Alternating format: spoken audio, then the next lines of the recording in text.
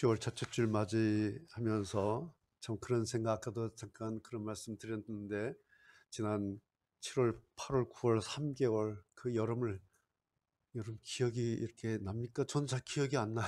그냥 24시간 에어컨 바람 없었으면 어떻게 살았을까 그 생각밖에 안 날 정도로 우리가 아주 힘든 여름 지냈는데, 이렇게 또 10월 첫째 주일 좋은 아침을 맞이하게 됐습니다. 오늘 마가복음 14번째 8장 마지막까지 우리가 왔죠. 오늘 설교 제목이 여러분 보시는 것처럼 신앙이 어려운 이유는 무엇일까? 혹은 성경이 어려운 이유가 뭘까?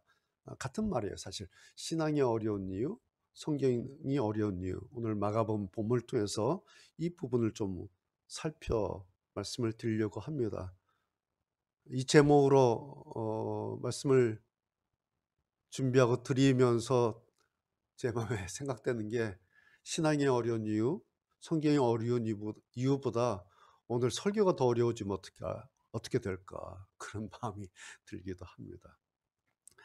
여러분 오늘 제목 보시면서 어떤 생각 드십니까? 신앙이 어렵다고 생각됩니까? 혹은 성경 참 어렵다, 그런 생각 드시나요? 우리가 그런 생각 들 때 많죠. 참 신앙 어렵구나. 참 성경 왜 이렇게 어렵지? 그 이유가 뭘까요? 뭐 여러 가지 이유가 있겠죠. 신앙이 어려운 이유, 성경이 어려운 이유, 뭐 이유가 많을 겁니다. 자, 여러분, 우리가 어렵다고 말하는 거 하고 모르겠어, 좀 차이가 있죠. 전혀 모르겠으면 그냥 몰라, 그렇게 우리가 얘기를 해요. 그런데 잘 들었는데 잘 이해가 되지 않아요.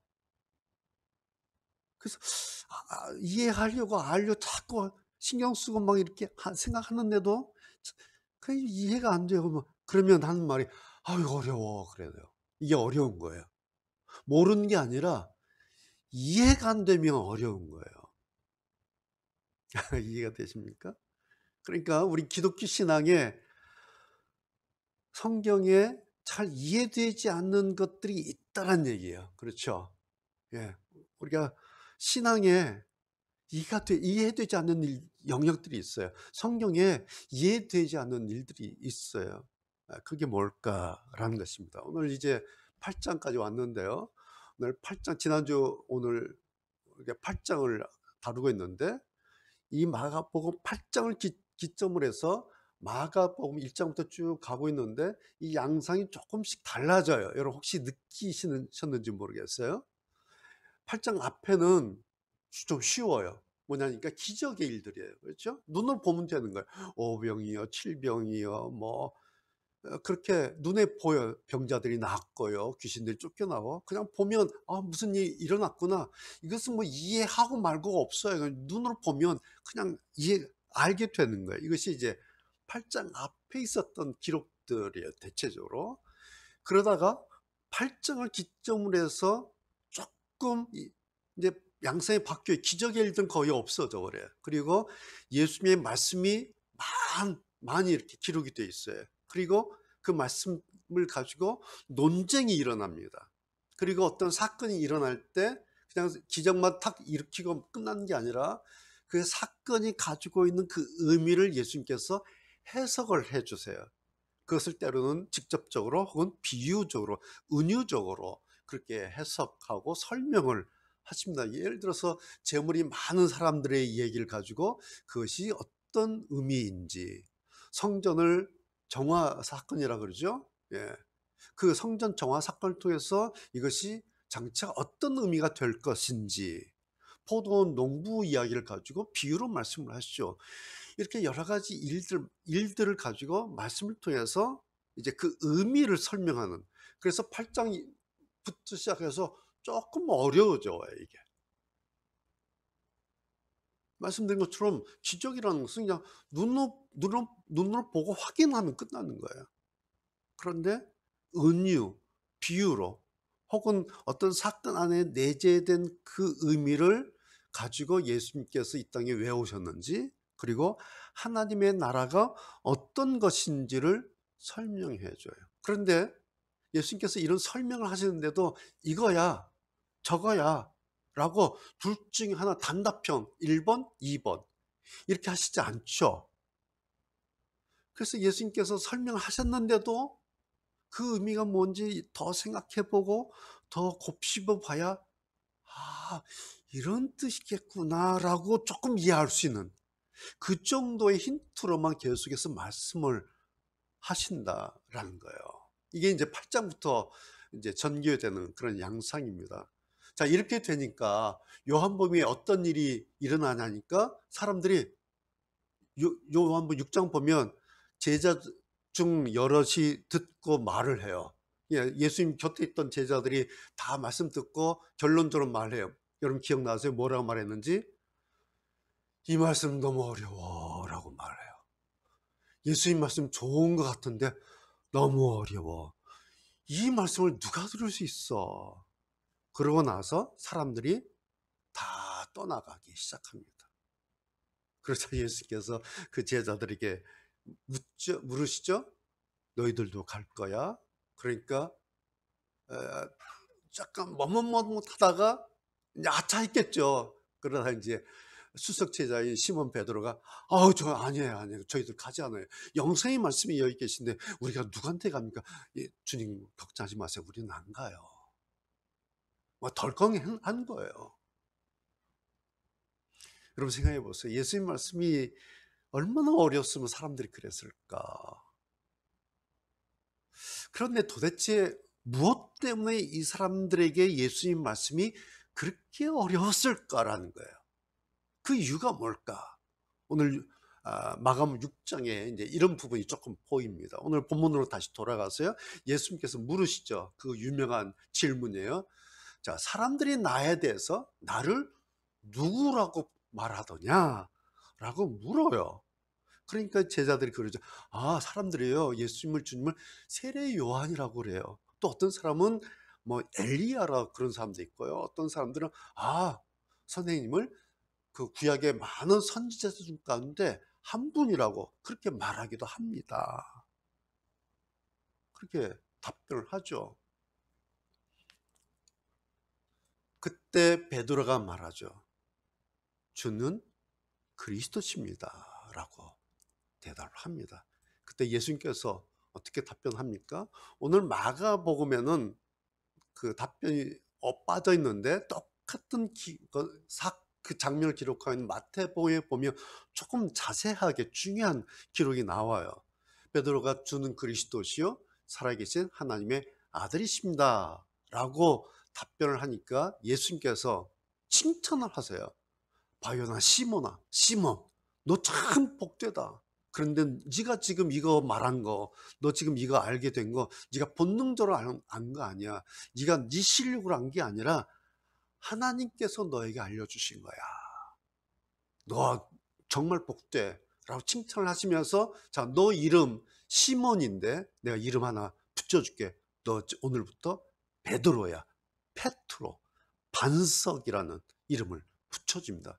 그리고 하신 말씀이 이 반석이 이 페트로 너의 이 신앙 고백 주는 그리스도시요 살아계신 하나님의 아들이라고 했던 이 고백 위에 내가 교회를 세울 거야. 그리고 그 교회를 아무도 이기지 못할 거야 라고 굉장히 중요한 말씀을 칭찬을 하십니다. 여기까지는 너무너무 막 좋죠. 그래서 이제 로만 캐톨릭에서는 사도 베드로를 초대 교황이다. 그렇게 이제 교회를 역사를 시작하지 않습니까? 그런데 바로 그 뒤에 오늘도 나오지만 예수님께서 하신 말씀이 뭐냐니까 그런데 그러고 나서 제자들을 경계하신 거예요. 주의를 주시는 거예요. 주의하라고 하세요. 막으세요. 무엇을? 내가 그리스도라고 하는 사실을 아무한테도 말하지 말라. 이렇게 하세요. 예.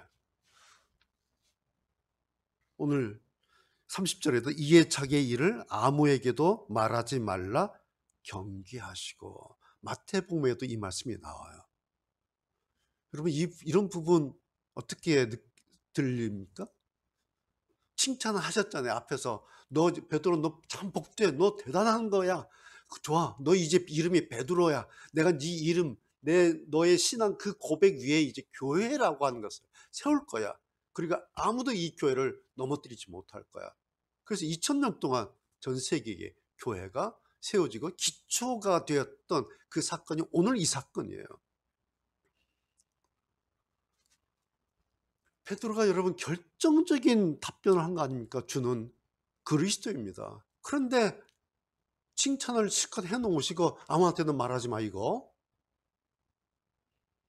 어떤 면에서는 오늘 이 답변 이후에 이 날을 기점으로 해서 본격적으로 예수님의 그 사역을 더 공개적으로 그리고 활기차게 펼쳐나갈 수 있죠. 또 그래야 하지 않겠습니까? 예, 그래서 복음이 확 전파될 수 있도록, 그리고 모든 사람들이 그리스도시다, 막 살아계신 하나님의 아들이라고 환호할 수 있도록 이렇게 본격적으로 해야 될 것 같은데 경계하셨다. 주의해. 아무한테도 말하지 마. 이렇게 하신 거예요. 여러분 이해가 됐어요? 왜 그러셨을까? 무언가 중요한 이유가 있어서 그러셨겠죠. 그래서 그게 뭘까? 우리가 한번 이제 보는 겁니다. 오늘 이제 사람들이 예수님에 대해서 세례 요한이다, 뭐 엘리야다, 뛰어난 선지자 중 한 분이다. 공통점이 뭐예요? 이제 사람들이 기억하고 있는 세례 요한이나 엘리야나 선지자들은 누구냐니까 지금까지 자기들 앞장서서 자기들을 이끌어 주었던 그런 뛰어난 지도자였죠. 그렇죠? 그런 점에서 예수님도 그렇게 우리를 이끌어 줄 뛰어난 그런 지도자라고 사람들이 여기고 있었다라는 거죠. 그러니까 베드로가 그리스도라고 말했는데 그 그리스도라고 하는 그 의미조차도 사람들은 그 정도, 그분 정도로 생각했다. 그것이 이제 우리가 말하는 그들이 가졌던, 유대인들이 당시 가졌던 메시아 사상이다. 그리스도 메시아죠. 그 메시아 사상이다. 그래서 우리를 이 로마 제국의 이 정치적 탄압에서 구해줄 분, 마치 세례 요한처럼 엘리야처럼 선지자처럼 우리 민족을 이끌어 주실, 우리를 살려내실 막강한 파워, 기적을 일으키시는 걸 보니까 그러실 수 있겠다라고 생각한 거예요. 그래서 오병이 일어나니까 예수님을 막 선지자 삼겠다고 난리 나지 않았습니까? 즉 이들 머릿속에, 사람들 머릿속에 예수님은 기적의 사나이예요. 여러분 생각해 보세요. 베드로가 이렇게 주는 그리스도입니다 라고 이렇게 고백했을 때에 그리고 이 생각이 유대인들에게, 당시 사람들에게 무슨 생각으로 머릿속에 있는가를 예수님도 아실잖아요. 그러신 주님이 그 말씀 딱 듣고 나를 따르라, 자 가자 그러셨다면 그날 무슨 일이 일어나니까 예루살렘 혁명이 일어나는 날입니다. 무시무시한, 지금 막 또 이스라엘과 전쟁 중인데 막 그런 막 혁명이 이제 시작되는 거예요. 그런데 그것을 오늘 33절 보면 그것은 사람의 일이다 라고 하셔요. 사람들이 생각하는 그것은 사람의 일이다. 그 베드로가 말리니까 심지어 베드로한테는 사탄아 물러가라, 내 뒤로 가라 그러지 않습니까? 오늘 본문에 사람의 일과 하나님의 일, 이 두 단어가 나온 것을 여러분 눈여겨보시길 바랍니다. 어떤 것은 사람의 일이고 어떤 것은 하나님의 일인데, 그 하나님의 일은 예수님의 말씀에 의하면 뭡니까? 장로들과 제사장들과 서기관들에게 버림받는 것이 하나님의 일이다. 그리고 그 사람들에게 사흘 만에 살아나는 것, 이것이 하나님의 일이다 라고 말씀을 하세요. 그리고 그리스도인 나는 이 하나님의 일을 위해서 이 땅에 왔다라고 하는 사실을 처음으로 제자들에게 밝히십니다. 이해가 되겠습니까? 오늘 처음 듣는 거예요, 이 얘기를. 사람의 일이라고 하는 것과 하나님의 일이라고 하는 것을 이 사람들이, 그리고 제자들이 처음으로 듣는 장면이에요, 이 장면이.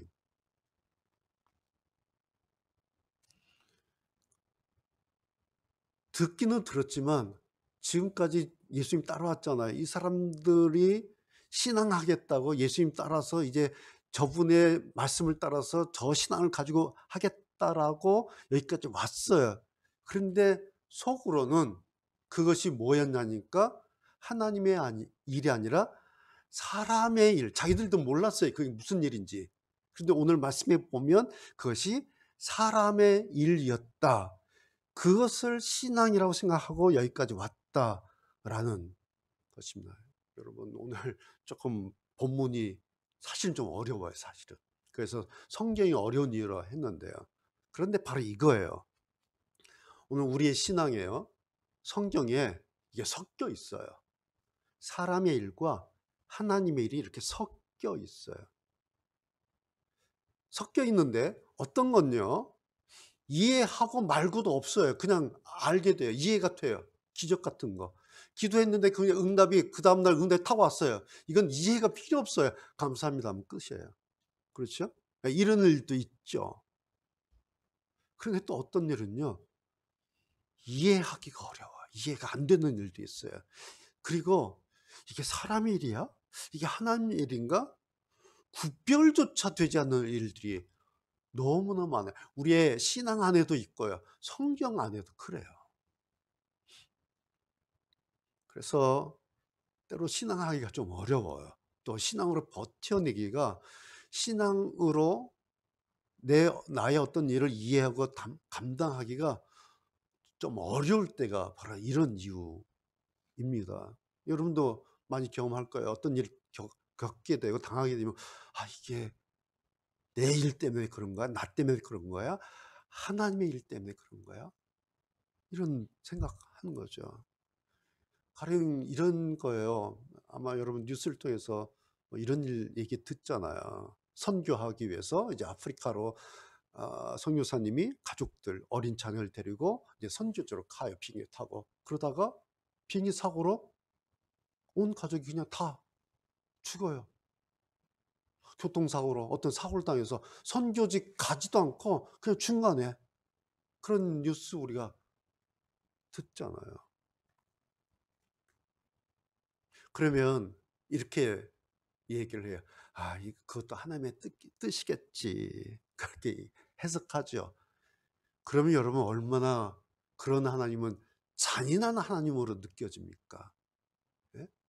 선교사가 되라 그래서 선교 훈련해서 어린 자녀들 데리고 선교지를 가고 있는데 비행기 사고로 온 가족이 끝나면, 그런데 그것을 가지고 이건 하나님의 뜻이겠지라고 말하면, 그렇게 하는 하나님은 얼마나 잔인한 하나님으로 느껴지겠습니까?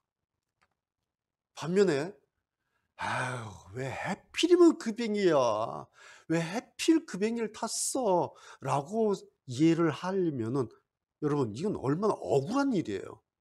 그렇죠? 남들 멀쩡하게 다 살아있는데 왜 하필 그 비행기를 탔을까? 그럼 세상에 이렇게 억울한 일이 없는 거예요. 여러분, 제가 지금 무슨 말씀을 드리려고 하면, 이렇게 말을 하면 이해가 되고 저렇게 하면 이해가 됩니까, 이게? 어떤 것이 하나님의 일이고 어떤 해석이 사람의 일일까, 여러분 쉽게 이해가 되고 쉽게 정리가 될 수 있는 그런 일들이겠냐라는 거예요. 그런데 이런 일들이 우리 주변에 혹은 우리에게 일어날 수 있고 일어나고 있지 않냐라는 거예요. 그래서 많은 사람들이 이런 얘기를 해요. 어떻게 나한테 이런 일이 일어나지? 어떻게 우리 집에, 어떻게 내 가족에게 이런 일이 일어날 수 있어? 여러분, 이런 일 경험하지 않은 사람이 세상에 어디 있겠습니까? 다 경험하고 살아요. 그러다 물론 이제 좀 시간이 가겠죠. 그런 일 겪고 이제 세월이 가고 시간이 좀 가면 복잡했던 마음이 이렇게 정리가 되겠죠. 그러면 어떤 사람은 예전과는 좀 다른 삶을 사는 분도 있어요. 혹은 자기와 같은 그런 어려운 일 당한 사람을 위해서 상담자가 되기도 하고 봉사자가 되면서 좀 의미 있는 그런 삶을 사는 분들도 있죠. 그런데 그러기까지 그 일이 해석되지 않는, 이해되지 않는 그 일이 자기에게 그렇게 이해되고 정리되기까지 얼마나 어려운 시간이겠습니까?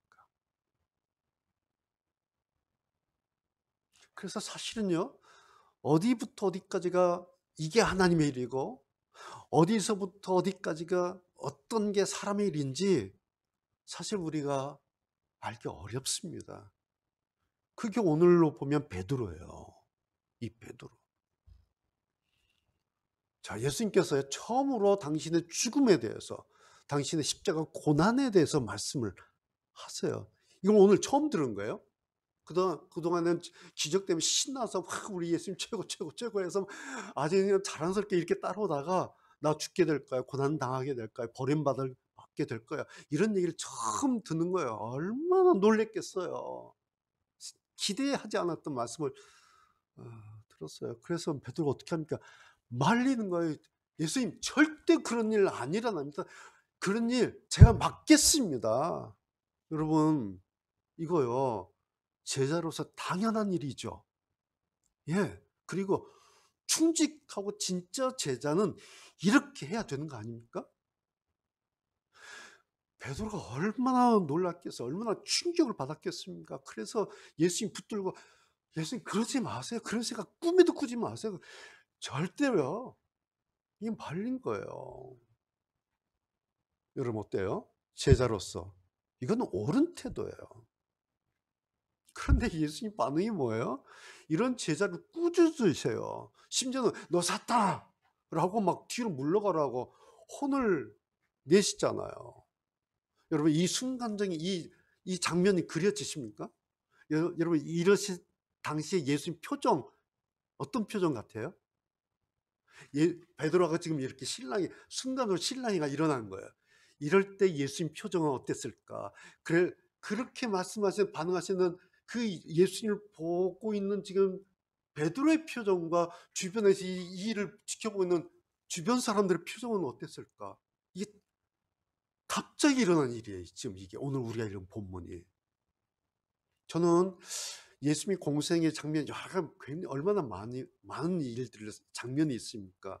그 장면 가운데 이렇게 급변하고 순간적으로 얼음장같이 싸늘한 장면이 또 있을까 싶어요. 오늘 이 장면이 그런 장면이에요. 전혀 예상치 못했던, 아니 완전히 뭐 180도 뒤집어진 장면입니다. 아마 곁에 보고 있던 사람들도 갑자기 숨이 멎을 정도로 그런 장면 아니었을까. 그런데 바로 이 순간에, 바로 이 장면에서 모든 것이 순간적으로 멈춰버리는 듯 했을 이 순간에, 그런데 거기 있었던 사람들의 고막을 때렸던 한마디가 있었을 거예요. 그것이 전혀 들어보지 못했던 이 말씀. 너희들 하나님의 일을 생각하지 않고 사람의 일을 찾는구나. 지금까지 들어보지 못했던 말씀이에요. 하나님의 일, 그리고 사람의 일이라고 하는 것. 들었어요? 이해가 됐겠습니까? 구별이 됐겠습니까?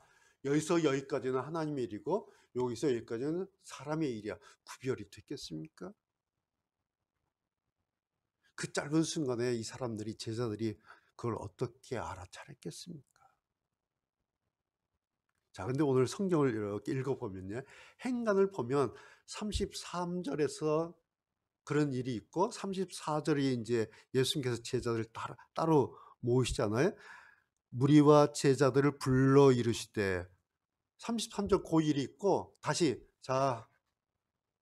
다시 와봐. 그래서 33절과 34절에 약간의 인터벌이 있어요. 간격이 있어요.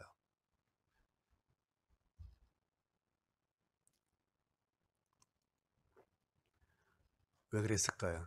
예수님께서 제자들의 그 혼이 나간 표정을 읽으신 거예요.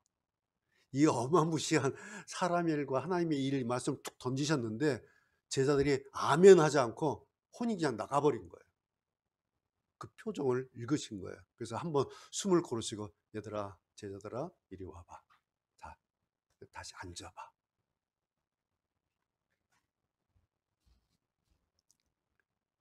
여러분 그러지 않았겠어요?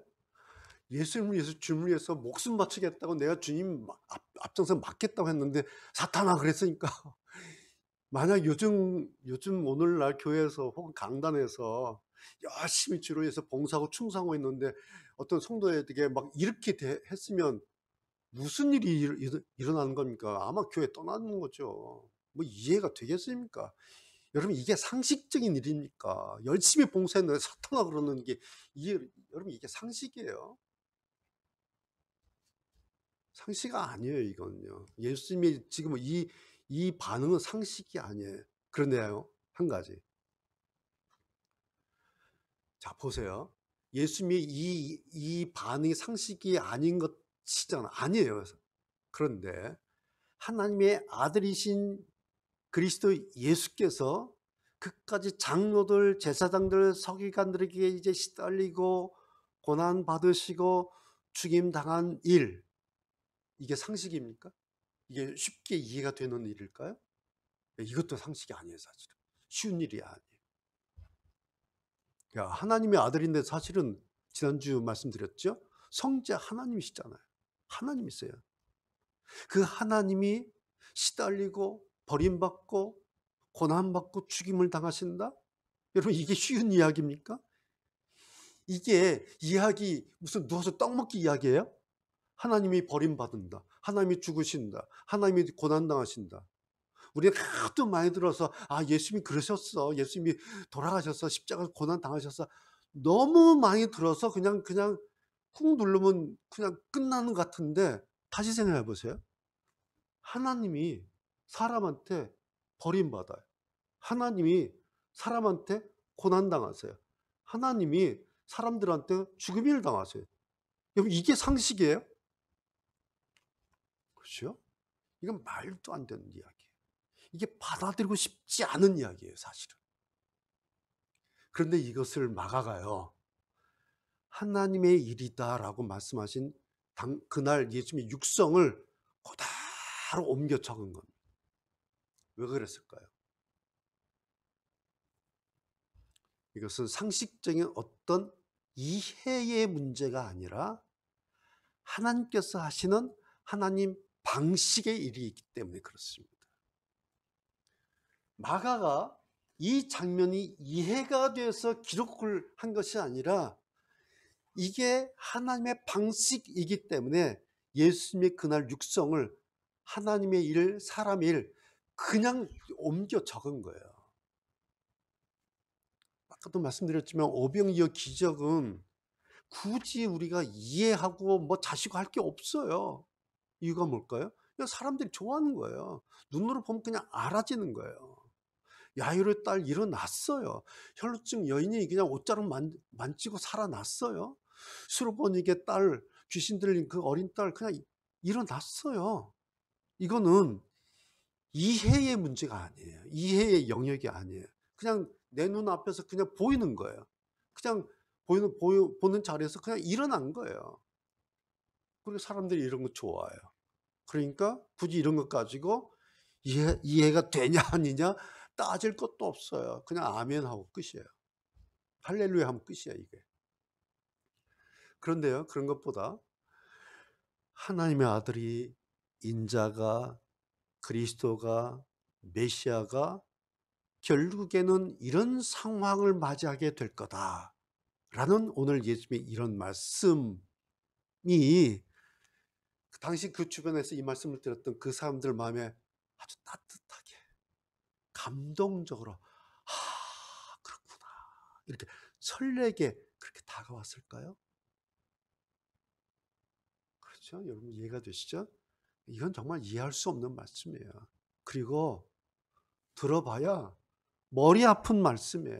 그래서 결국 다들 머리를 설레 흔들면서 아이고 너무 어려워. 우리가 바라는 거 이거 아니었는데 떡 바랬는데 사람이 일어나는 거 그거 보고 싶었는데 뭔 말씀을 이렇게 어렵게 하셔. 그리고 그냥 다 떠납니다. 네, 이게 어려운 거예요. 날마다 우리가 기도하면 날마다 하늘에서 로또 떨어지면 그런 신앙이 뭐가 어렵겠습니까? 성경 그냥 펼쳐서 읽으면 그냥 이해되고 더 이상 설명이 필요 없으면, 더 이상 목사님 설교 들을 필요 없으면 성경이 뭐가 어렵겠습니까?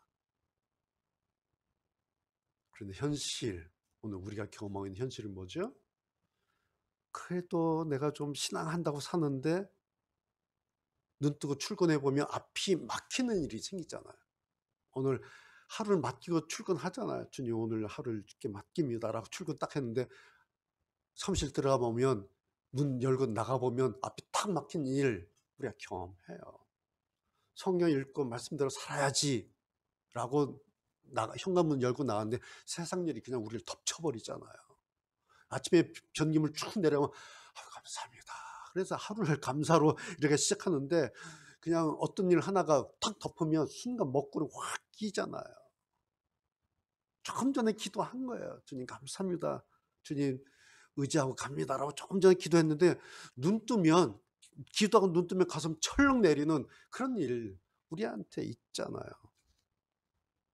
저는 이런 생각 가끔씩 해요. 사도들 생각해요. 평생 이분들 전도하는 일만 하고 살았잖아요. 그렇죠? 평생 복음 전하는 일만 살았어요. 모든 사도들이. 근데 마지막 그걸 알잖아요. 마지막 순교로 다 끝났어요. 여러분 이게 이해가 됩니까? 평생을 주를 위해서 살았는데 그 마지막 하나같이 다 순교로 다 끝이 났어요.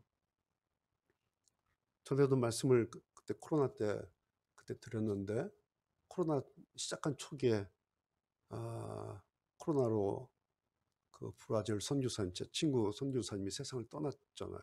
지금도 가끔 그 친구 생각하면 멍해질 때가 있어요. 그 친구가 이제 대학원 졸업하고 친구들 모여서 마지막 송별회 하는데 이런 말을 하고 갔어요. 야, 나는 브라질에 내 뼈를 묻겠다. 뭐 이런 얘기를 하고 간 거예요. 그리고 한국에 될 수 있는 대로 안 올 거다. 그리고 한국 교회에, 나를 지원한 교회에 선교 보고서 잘 하지 않을 거다. 그리고 이 친구가 브라질 처음에는 막 그 밀림 지역에 가서 지내다가 이제 선교 사역을 잘 했죠. 근데 그 말 그대로 나 브라질에 내 뼈를 묻을 거야라고 했는데 그게 실제가 됐어요. 그런데 지금도 사실 쉽게 이해가 되는 일은 아니에요. 너무 아쉬워요. 그 친구 생각할 때 왜 나하고 가장 친했던 친구였기 때문에. 자, 그리고 이 친구가 능력이 있어요. 뭘 잘해요.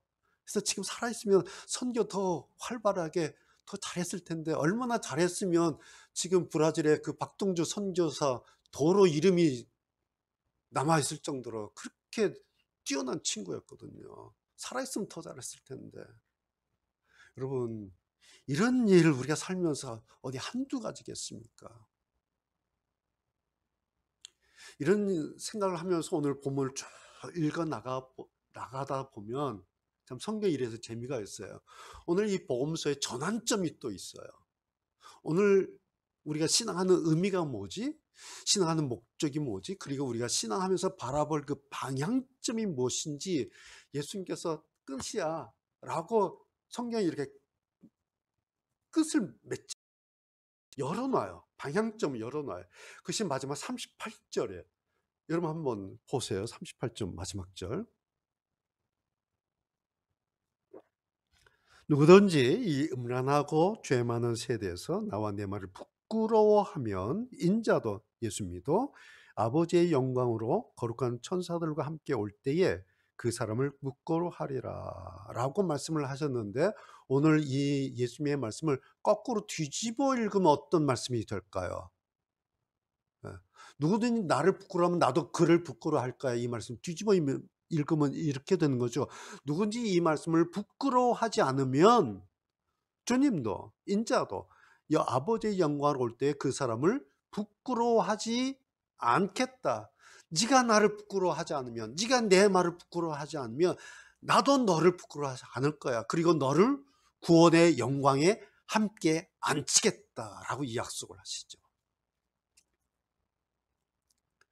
자, 여러분, 이것은요, 오늘 이 말씀은 이해의 문제가 아니에요. 이것은 믿음과 소망의 영역이에요.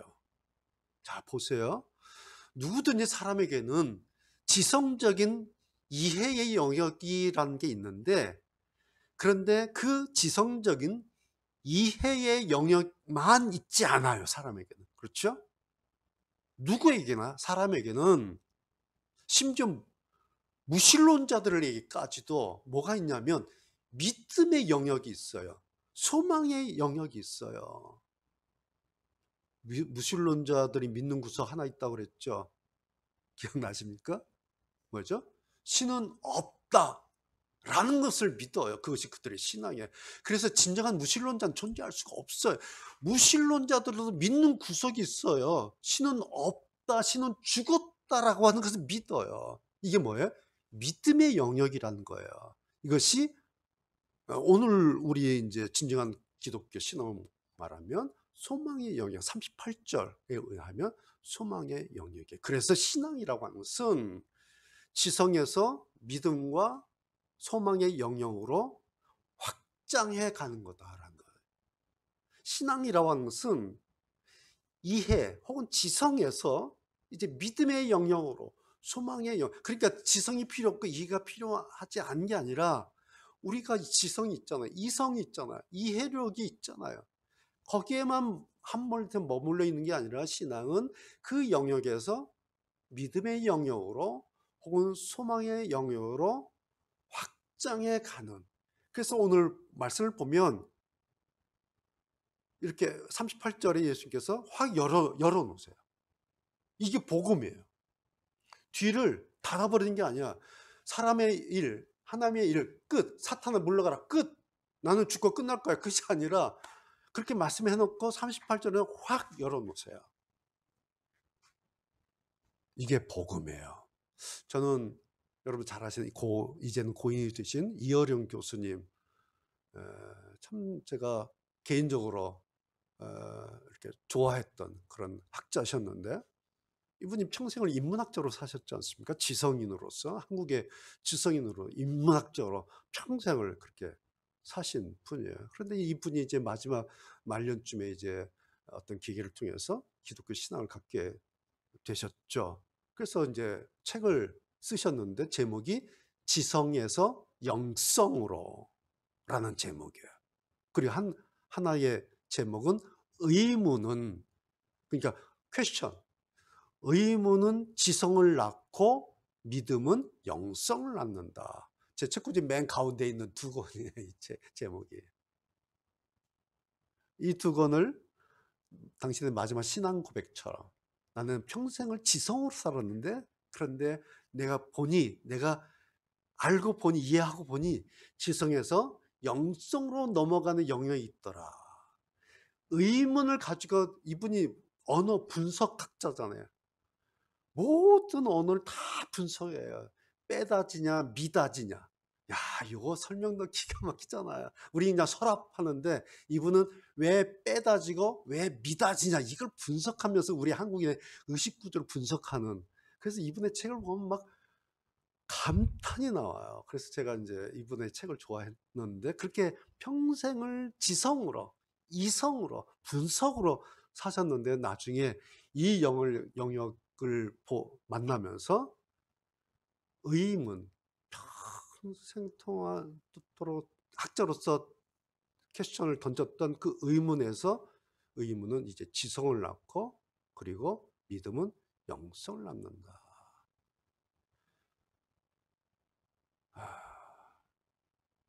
그래서 이분의 마지막이 영성과 믿음으로 귀결된 것을 보면서 평생 그분을 좋아했던 한 사람 독자로서 참 위로도 되고 도전도 되고 참 더 좋아하게 되고, 그래서 제가 이분의 책을 제 책꽂이 센터에 이렇게 꽂아놓고 그냥 제목만 보면서도 그냥 좋아요. 지성에서 영성으로, 의문은 지성을 낳고 믿음은 영성을 낳는다. 뭐죠? 오늘 본문이에요. 이게 확장이 돼요. 이게 성경이에요. 이게 신앙이에요. 막 신앙이 너무 어렵기도 하고 성경이 너무 어려운데 조금 이해되지 않는 부분을 조금만 넘어가면 이게 확 열려요. 그래서 마치 박하사탕 농처럼 시원해지면서 와, 믿음의 영역, 소망의 영역이 확 열려. 그래서 저는 오늘 이 본문을 쭉 다시 읽으면서 저에게도 너무 익히 아는 말씀이지만 다시 묵상하면서 정말 어려웠어요. 한편으로는 잘 이해되지 않고, 그리고 이해하기 좀 복잡하기도 어렵기도 해. 그런데 마가가 기록한 이 복음서를 천천히 이렇게 쭉 하다 보면, 아, 그래도 마지막이 그래도 그래서 복음이구나. 그래서 마지막은 늘 해피엔딩이구나. 그런 소망을 갖게 됩니다. 그래서 여러분 오늘의 지금의 이 신앙의 삶이 의미가 있는 것이고, 짧게 읽은 우리 성경의 한 구절이라도 그래서 생명의 말씀이구나, 우리가 다시 소망을 갖게 하고 믿음을 확장하게 하는 그런 마음이 드는 거죠. 여러분, 우리가 지금까지 신앙을 한다고 해왔는데 도대체 신앙이라고 하는 것을 얼마나 많이 오래 해야 신앙이라고 하는 것이 저절로 이해가 될까요? 얼마나 오래 해야? 우리가 성경을 얼마나 많이 읽고 연구하고 묵상하고 그래야 성경이 우리에게 쉬운 말씀이 될 것 같습니까?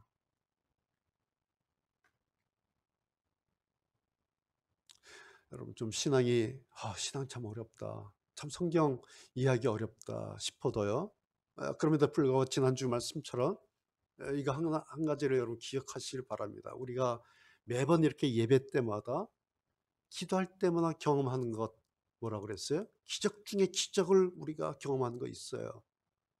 우리가 예배하면서 주님이라고 고백하는 그 예수 그리스도가 하나님이시다. 그 하나님을 우리가 예배 시간에 만나고 그분과 교제하고 그분과 사귀고 그러면서, 그래, 나에게는 예수 이 친구 나에게 있지.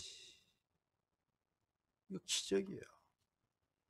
그 하나님의 예배 때 기도로 묵상으로 만나고 교제하면서 호흡하는 이 눈에 보이지 않는, 그러나 가장 큰 기적 중의 기적을 우리는 지금 이 예배 중에, 이 현장에서 지금 계속해서 경험하고 있다.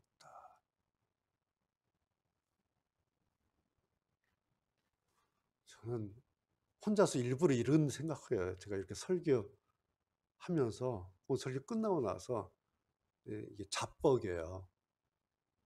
예수님이, 하나님이 저는 장모스 잘하고 있어, 잘한다, 너 그거 어떻게 알았어? 라고 하실 거라고 생각해요, 제가. 그래서 좋아요. 제가 전시장 가잖아요. 우리 작가들에게 말씀을 전하면서, 그런데 전시장에서 느끼는 게 하나가 있어요. 뭐냐면 우리가 전시장 그림 보면서 막 좋아하잖아요. 와, 어떻게 그렸을까? 야, 하면서 막 개인전 이제 오프닝 날 가면 너무너무 좋아요. 제가 느끼는 게 하나 있어요, 그때. 뭐냐면 하나님께서 오셔서 쭉 보시면서 그림들을 이렇게 하나님 보시면서, 야, 좋다. 너 이거 어떻게 알았어? 너 이거 어떻게 그렸니? 야, 좋다라고 성령께서 전시장을 운행하시는 것 같아요. 저는 느끼고 생각해요. 그래서 그 하나님을 이야기를 해줘요.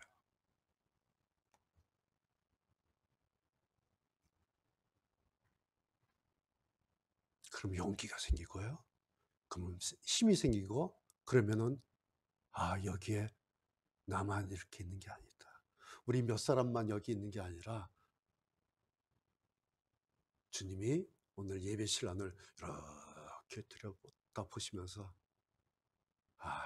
313교회 잘하고 있네. 너희들 예배 참 괜찮다. 잘하고 있어. 장부선도 그거 잘하네. 라고 하시면 얼마나 좋을까. 그런데 주님이 그러실 것 같아요. 그러실 거라고 믿어요. 그리고 그러시리라고 기대를 해요. 그러지 않으면요, 이 생각이 없으면 신앙할 수 없어요. 이 생각이 없으면 믿음을 지켜낼 수가 없어요. 이 생각이 없으면요, 교회 문 닫아야 돼요. 이 마음이 없으면 기독교 신앙 접어야 돼요. 그리고 이 생각이 없으면 성경 덮는 거예요. 더 이상 할 수가 없어요. 왜요? 해봐야 뭐해요? 해봐야 그 하나님 만나지도 못할 하나님 말하면 뭐해요? 해봐야 경험하지 못할 예수님의 그 영광, 만져보지도 못하고 보지도 못할 그거 해보면 뭐합니까?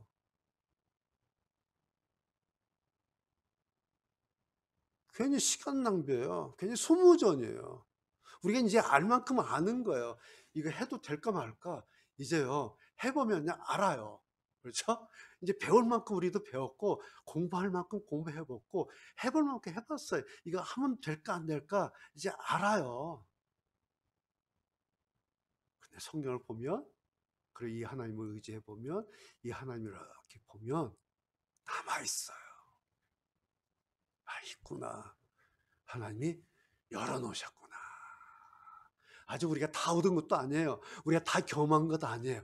우리가 다 안 것도 아니에요. 우리의 신앙이 끝난 것도 아니에요. 남아있어요. 우리가 해야 될 영역이 너무너무 많이 남아있어요. 바빠요. 그거 하기 너무너무 바빠요. 그거 알아내기 너무너무 바쁘고요. 그거 얻어낼 게 너무너무 많이 남아있어요. 그래서 하루하루가 바빠요. 그거 하느라고. 이해가 되세요? 신앙이 어려워요. 성경이 어려워요. 그런데 열려 있어요. 그리고 이렇게 어려워하고 있는, 성경 읽어도 막 쩔쩔매고 끙끙거리는 우리를 주님이 이렇게 보시면서요, 한 말씀 하세요. 참 귀엽다.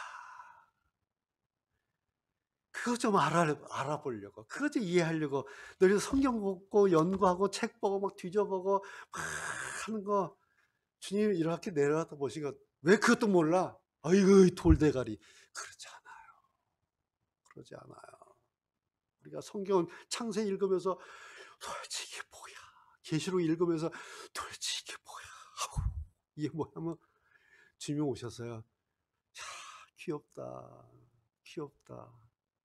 예쁘다. 그렇잖아요. 할아버지 할머니들이에요. 손주들 첫 그림 그려놓으면 엄마들이 어떻게 해요? 이것밖에 못했어? 버려요? 아니에요. 액자에 넣어서 벽에 걸어요. 왜? 너무 기쁜 거예요. 주님이 보실 때 우리가 어린아이 같을 거예요. 유치원생 같을 거예요. 왜 하는 짓이 그렇잖아요. 몰라요. 알면 얼마나 알고 잘하면 얼마나 알아요. 우리 하는 짓이 그냥 어린 애기 같은 거예요. 유치원 아이 같아요. 뭐 세발 개발 막 하는 거예요. 그런데 주님이 보실 때는 너무 예쁜 거예요, 이게. 여러분, 어려운 것만 어렵다고만 생각하지 마시고요. 이해되지 않아. 나한테 왜 이런 일 생기지? 그래서 그것만 생각하고 어려워, 이해되지 않아, 나한테 왜 이런 일만 생겨 막 하면서 그거에만 골똘하게 함몰되지 마시고, 오늘 이 예배 현장에서 내 기도에, 찬송의 고백에 오셔서 우리를 만나 주시는 그 예수 그리스도, 그 주님을 기억하면서, 이렇게 기도하는 나를 보시는구나. 이렇게 찬송하는, 이렇게 고백하는 나를 예쁘다고, 기특하다고 그렇게 하시는구나. 그리고 네가 이해는 되지 않는데 나를 부끄러워하지 않으면, 내 말씀 덮지 않으면 나도 널 덮지 않을 거야 라고 약속하신 그 주님을 이렇게 기억하면서 이번 10월 한 달도 복된 신앙의 자리에 더 깊게 들어가시는 그런 10월 한 달 되시기를 주의 이름으로 축복합니다.